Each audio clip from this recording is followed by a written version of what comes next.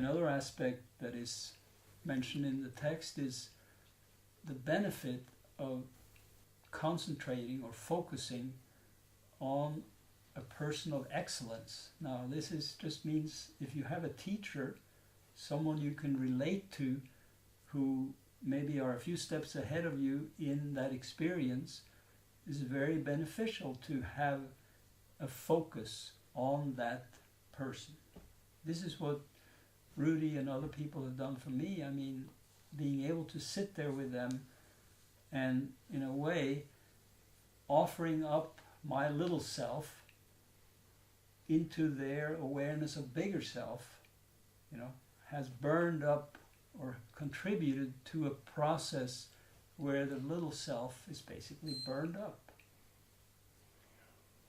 And there's a tradition in India called darshan, where you are sitting with a teacher, and Rudy's teacher, Bhagavan Nityananda, he had regular darshan. People came and just touched feet and were with him. This is the Indian style, of course, and there is a real benefit if you really focus on that. It takes your attention away from your little self, and through the contact you can gradually develop the experience of oneness. It's the same divine consciousness that is in the person you are focusing on. You're using the person consciously to take the energy to dissolve your resistance and your obstacles and your limitations of the small self. And then, something really wonderful happens. A transformation process is started in any kind of initiation like this. And to the degree that you do the work and maintain the contact until, you're really mature yourself in the ability to maintain the awareness of your divine consciousness, that contact is extremely useful. Rudy said, the most important thing in spiritual practice is to find a teacher.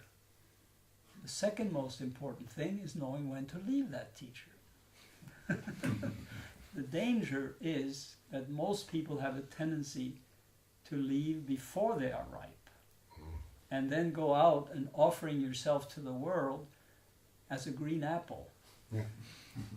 Green apples are not so good.